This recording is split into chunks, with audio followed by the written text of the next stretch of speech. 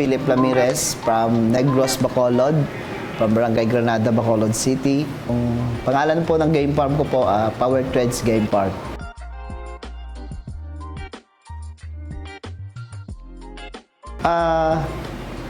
Nagsimula po ako sa sabong kasi nung time na 2019, nag-aya si Papa sa akin na sabi ni Papa na mag-stop na daw si Mama mag-finance ng feeds para sa mga manok. So, sinabihan niya ako kung willing daw ako, gusto ko daw na ako naman mag-finance ng feeds para sa mga manok, mga ganyan. So sabi ko, okay naman. Kaya sabi ko, mag-breed tayo na mag-breed.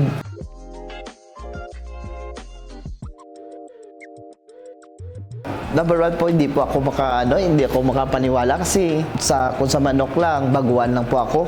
Hindi po talaga kung malaking farm, hindi lang kung maraming manok. Yung pakiramdam na masaya, parang doon culture shock pa ako kasi parang hindi ako makapaniwala. Pag nagsisingin po sa akin na ako ba talaga yung solo champion? Kasi 5,050 plus entries. So, di ako in-expect kasi gusto ko lang makita kung anong performance ng manok ko. Kung kaya ba sa big time event, kaya ba sa big time derby.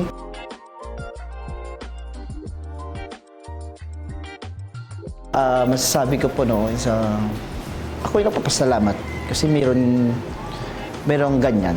Kasi kaming mga backyard breeders, may chance na makalaban sa mga big time, makalaban sa ganitong event. Kung hindi kay Boss AA na di siya nagawa ng pet master, so wala kami siguro ngayon dito.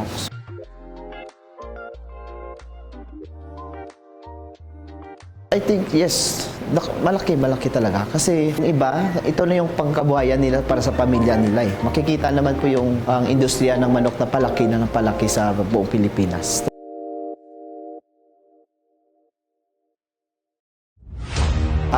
Yung advice ko lang po na pagsikapan lang natin, gumamit tayo ng wastong material, good material talaga para di sayang yung effort and time kasi di natin mababalik yon at saka tiwala lang po. Tara na sa Manila Arena, laga na!